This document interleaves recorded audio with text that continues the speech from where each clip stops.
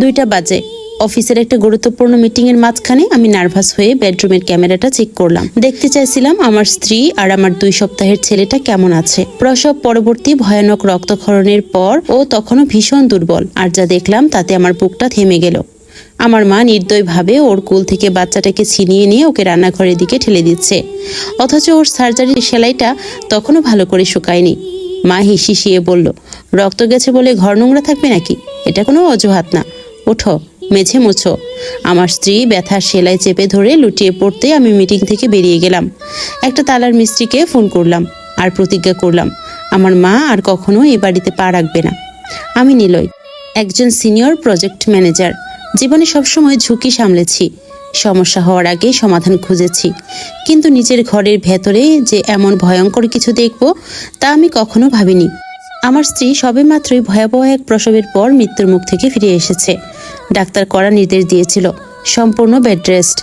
ওর ভেতরে সেলাই এতটাই নাজুক ছিল যে সামান্য চাপ পড়লেও বড় বিপদ হতে পারত। তাই আমি ভুল করে আমার মা আমেনা বেগমকে কিছুদিন আমাদের সঙ্গে থাকতে বলেছিলাম। ভেবেছিলাম তিনি সাহায্য করবেন, সারা আর নবজাতক ছেলেকে দেখবেন। কিন্তু আমি বুঝিনি, ঘরে আমি নিজে একটা ঝড় ডেকে এনেছি। মা সবসময় সারাকে ছোট করত।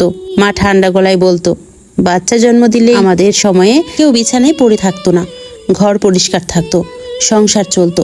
এসব দুর্বলতা দেখালে মেয়েরা আর উঠতে চায় না। আমি ভাবতাম হয়তো পুরনো চিন্তা, প্রজন্মের ফারাক, তাই চুপ থেকেছি। আর সে চুপ থাকাটাই ছিল আমার সবচেয়ে বড় ভুল। সেদিন সকালেও আমি শহরের এক উঁচু ভবনের বোর্ডরুমে বসে জরুরি মিটিং করছিলাম। হঠাৎ ফোন কেঁপে উঠল। টেবিলের নিচে লুকিয়ে আমি ক্যামেরা খুললাম, আর যা দেখলাম তাতে রক্ত হিম হয়ে গেল। সারা মেঝেতে হামাগুড়ি দিচ্ছে, এক হাতে নিজের পেটের সেলাই চেপে ধরে কষ্টে হাঁপাতে হাঁপাতে আমার বাচ্চাটার দিকে এগোচ্ছে। মুখটা ব্যথায় ফ্যাকাশে, চোখে পানি। ঠিক তখন মা ঘরে ঢুকলো।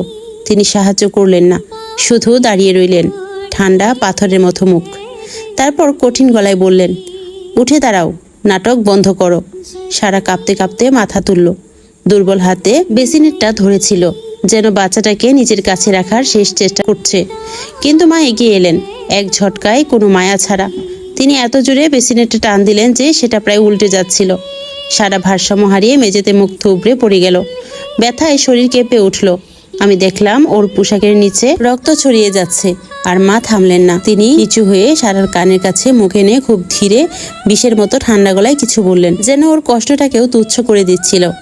সেই মুহূর্তে আমার ভেতরে কিছু ভেঙে গেল। আসসালামু আলাইকুম, সবাই কেমন আছেন? টেবিলের নিচে ক্যামেরা খুলে আমি যা দেখলাম তাতে আমার রক্ত হিম হয়ে গেল। শিরোনামে গল্পটির প্রথম পর্ব আজকে আপনাদের পড়ে শোনালাম। পরবর্তী পর্বগুলো শুনতে চাইলে ছোট্ট একটা কমেন্টের মাধ্যমে জানিয়ে দিবেন। আজকের মতো বিদায় নিচ্ছি। সবাই ভালো থাকবেন, সুস্থ থাকবেন। আল্লাহ হাফিজ।